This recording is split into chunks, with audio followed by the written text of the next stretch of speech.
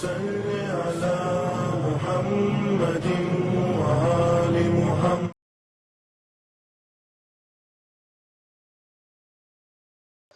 اعوذ باللہ من الشیطان الرجیم. بسم اللہ الرحمن الرحیم. الحمد للہ رب العالمین والصلاة والسلام. اما بعد فقد قال اللہ سبحانہ الکریم وقولہ الحق واصدق الصادقین. بسم اللہ الرحمن الرحیم. کتب علیکم اذا حضر احدکم الموت ان ترک خیران الوصیۃ للوالدین والاقربین بالمعروف حقا علی المتقین. ناظرین محترم، السلام علیکم ورحمۃ اللہ وبرکاتہ. جیسا کہ آپ کو معلوم ہے کہ اس سے پہلے بھی ہم نے بیان کیا ہے اس آیت کے ذیل میں کہ رسول اسلام کے آخری کلمات جو امام علی علیہ السلام سے یعنی وصیت کے طور پر بیان کیے ہیں وہ ہم آپ کے سامنے مسلسل بیان کر رہے ہیں. آج بھی امید ہے کہ ہم کچھ بیان کریں. کہ پہلے اس آیت کا ترجمہ کر دیتے ہیں کہ ہم میں سے ہر ایک کے لیے، پروردگار عالم نے کہا تم میں سے ہر ایک کے لیے موت لکھ دی گئی ہے. جب موت لکھ دی گئی ہے تو کیا کرو؟ ان ترک خیران الوصیہ، جو تم چھوڑ کر جا رہے ہو اس میں وصیت کرو. کس کے لیے؟ والدین کے لیے، اقربین کے لیے، جو تمہارے قریبی رشتے دار ہیں.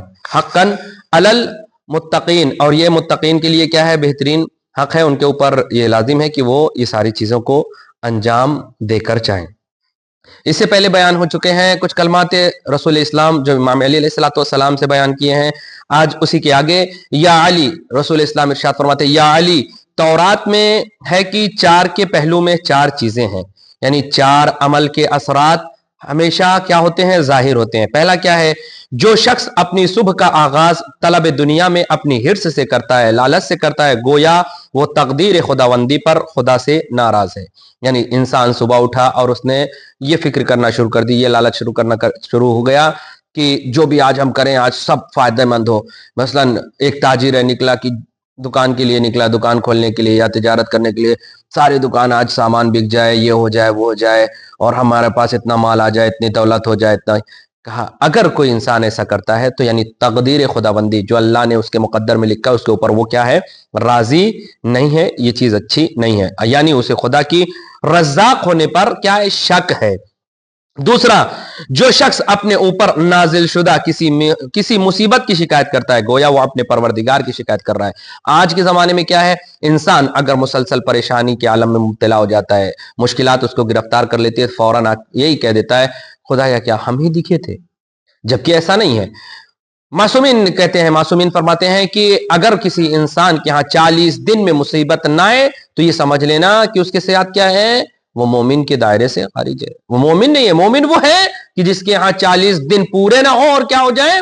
مصیبت اور بلا ہو جائے، مصیبت اور بلا کا آ جائے. اور جب کسی کے انسان کے ہاں معصوم فرماتے ہیں مصیبت آتی ہے، مشکلات آتی ہے تو اس کو خداوند عالم یاد کرتا ہے. ایک صحابی نے رسول اسلام کو دعوت دیا کہ یا رسول اللہ ہمارے گھر پر تشریف لائیے. آپ چند لوگوں کے ساتھ رسول اسلام ارشاد لے کے گئے، تشریف لے کر گئے. وہاں بیٹھے تھے، کھانا کھا ہی رہے تھے کہ اچانک سے ایک مرغی دیوار پر بیٹھی اور دیوار پر جیسے اس نے جو ہے تخم جو ہے انڈے جو ہے دینا شروع کیے. دیا اس نے انڈے دیا، جیسے ہی دیا وہ فوراً گرا. جیسے ہی گرا ایک صحابی کیا کہتا ہے یا رسول اللہ بتائیے اس کا ایک انڈا کیا ہو گیا؟ ضائع ہو گیا. کتنا اچھا تھا کہ یہ ضائع نہ ہوتا، یہ اوپر نہ دیتی کہیں ایسی جگہ پر جو ہے انڈا ہوتا کہ ٹوٹتا بھی نہیں. تو جس کے گھر کی مرغی تھی اس نے مسکرا کر کہا تم کیا سمجھتے ہو؟ تم کیا سمجھتے ہو کہ انڈا ٹوٹ گیا ہوگا؟ آج تک میرے یہاں اللہ کا لطف اور کرم ہے کہ کوئی چیز نقصان نہیں پہنچی، کوئی چیز ضائع نہیں ہوئی، کوئی چیز برباد نہیں ہوئی. فوراً جو ہے رسول اسلام نے کہا کہ یہاں سے نکل چلو، یہاں سے فوراً اٹھ کر چلو. پوچھا گیا کیوں؟ کہا کہ اب جو ہے یہ انسان خدا کے رحمت سے دور ہے. خدا کے رحمت سے کیا ہے؟ دور ہے. کیوں دور ہے؟ کیونکہ مومن وہ ہے کہ جس کے یہاں مشکلات اور گرفتار اور پریشانی ہے.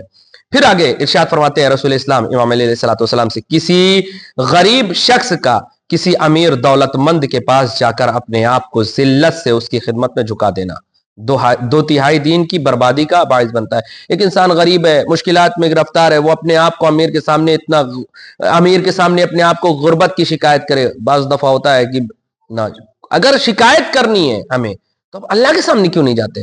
اپنے حال کو اللہ کے سامنے کیوں نہیں بیان کرتے؟ اپنے حال کو اپنے امام کے سامنے کیوں نہیں بیان کرتے؟ 2 رکعت نماز امام زمانہ پڑھیں، اور امام زمانہ کی نماز پڑھنے کے بعد اپنے دل کے حالات اپنے وقت کے امام سے کہیں۔ ہر انسان پڑھ سکتا ہے، نیت کرے نماز پڑھتا ہوں 2 رکعت نماز امام زمانہ قربتاً اللہ، جیسے صبح کی پڑھتا ہے ویسے ہی پڑھے۔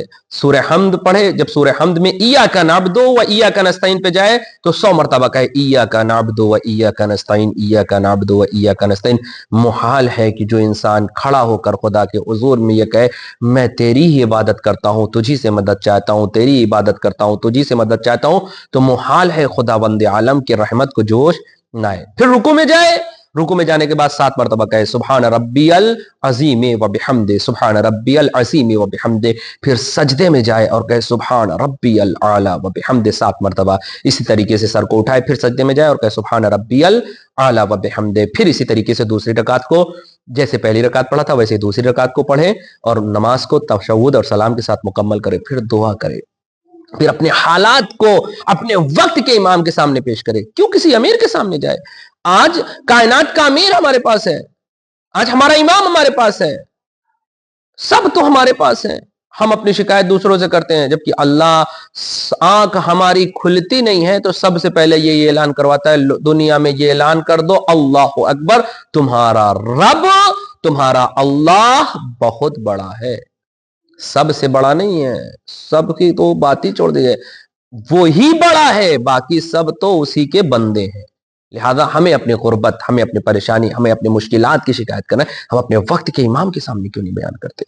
ہم اپنے خدا کے سامنے کیوں نہیں بیان کرتے؟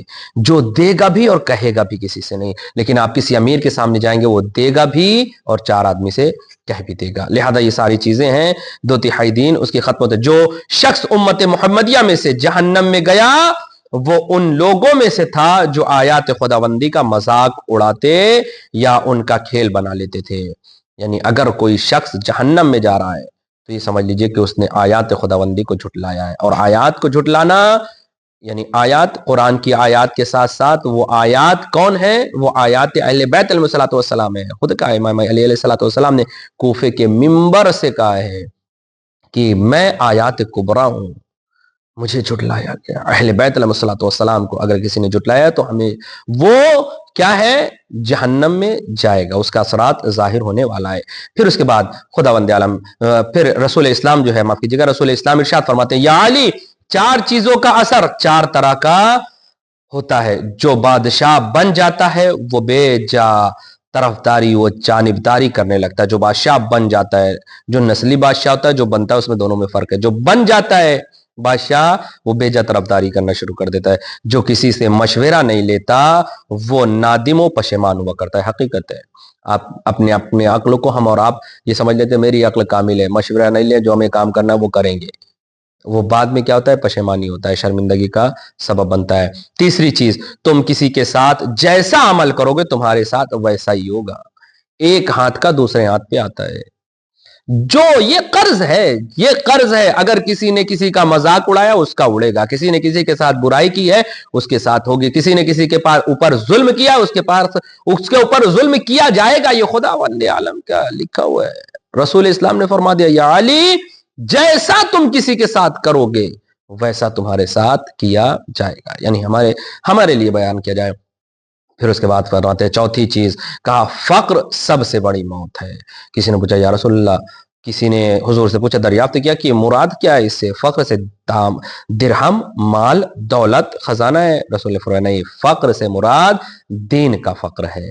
دین کا فقر یعنی در حقیقت فقیر وہ ہے جو دولت دین سے محروم ہو، جس کے پاس مال اور دولت ہو لیکن دین کی دولت نہ ہو، دیندار نہ ہو۔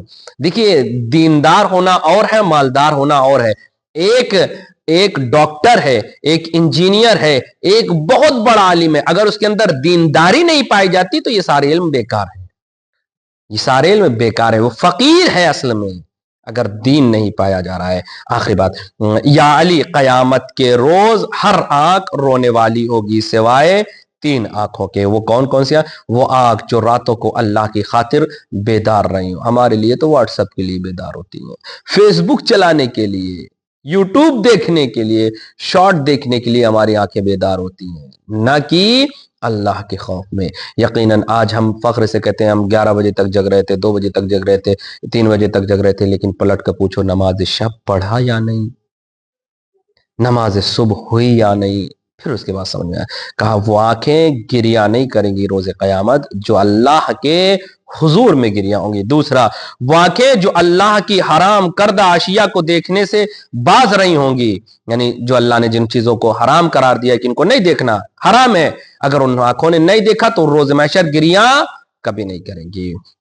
وہ آنکھیں جو خوف خدا سے اشک فشار رہی ہوں، جو خوف خدا میں گریہ کر رہی ہوں، وہ آنکھیں روز محشر گریہ نہیں کریں گی۔ ہم خوف خدا میں گریہ کریں، ہم خوف الہی میں گریہ کریں، تاکہ روز محشر ہماری آنکھیں گریہ نہ کریں بلکہ سرخرو ہوں۔ پھر اس کے بعد رسول اسلام ارشاد فرماتے ہیں، یا علی، لائق رشک ہے وہ چہرے جسے اللہ تعالیٰ روتا دیکھ رہا ہے کہ وہ اس گناہ پر گریہ ہے جو اللہ کے علاوہ کسی اور نے دیکھا ہی نہیں۔ ایک انسان ہے وہ گریہ کر رہا ہے، کس پر؟ کس بنیاد پر؟ کہ اس کو اللہ کے سوا کسی نے نہیں دیکھا گناہ کرتے ہوئے، اسی گناہ کے اوپر نادم ہے، شرمندہ ہے، رو رہا ہے۔ اللہ کہتا ہے لائق رشک چہرہ ہے وہ۔ اگر ہم سے گناہ ہو گیا ہے، سرزد ہو گیا، دھوکے سے ہو گیا، بھولے سے ہو گیا، کسی بھی طریقے سے سر کو سجدے میں رکھیں معبود کے اور کہیں خدایا استغفر اللہ ربی واتوب الیہ، استغفر اللہ ربی واتوب الیہ، پھر دیکھیں ہماری کیفیت کیا ہوگی، پھر ہمارا خدا ہمیں کتنا محبت کرے گا۔ خدا کہتا ہے رائے کے رشک ہے وہ چہرہ دیکھنے کے بعد رشک پیدا ہو جاتا ہے۔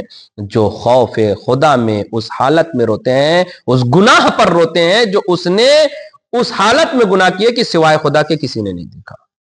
اللہ اکبر۔ میرے عزیزوں، میرے دوستوں، میرے جوانوں، میرے ناظرین محترم، یہ وہ کلمات ہیں جو رسول اسلام نے بظاہر امام علی علیہ السلام سے بیان کیے تاکہ ہم ان پر عمل کریں، اور عمل کرنے کے بعد سیرت رسول اور سیرت امیر المومنین و سیرت ائمہ طاہرین علیہ السلام پر عمل کر کے اہل بیت سے ملحق ہو جائیں۔ لہذا ہم کوشش یہ کریں جو ہم تک احادیث پہنچے، معصومین کے اقوال پہنچے، اس پر عمل کریں، یہی بہترین تولا ہے، اور جو انہوں نے منع کیا ہے اس کو چھوڑ دیں، یہی بہترین تبرہ ہے، یا یہ کہ جو دشمن کام کر رہے ہیں اس کام کو چھوڑ دیں، یہ بہترین تبرہ ہے۔ لہذا دوستو، میرے جوانوں، ہم عمل کریں، ہم اپنے وقت کے امام کو یاد کریں، ہم اپنے وقت کے امام کے لیے 2 رکعت نماز پڑھیں، اور نماز پڑھنے کے بعد اپنے حالات کو امام سے بیان کریں۔ آج ایک بات کہوں گا، غور کریے گا، فکر کریے گا، آج تک ہم نے کوئی ایسا کام کیا جو ہمارے امام کے لیے رہا ہو؟ ہم میں سے سب کوئی فکر کرے، جہاں تک یہ بات پہنچے، جہاں تک میری گفتگو جائے، جس حالت جو سن رہا ہو، جس تک پہنچے، وہ سوچے کہ آج تک میں نے کون سا ایسا کام کیا جو میرے خدا اور میرے امام کے لیے تھا۔ والسلام علیکم ورحمۃ اللہ وبرکاتہ۔ اللہم صلی علی محمد وعلی محمد وعجل فرجہم۔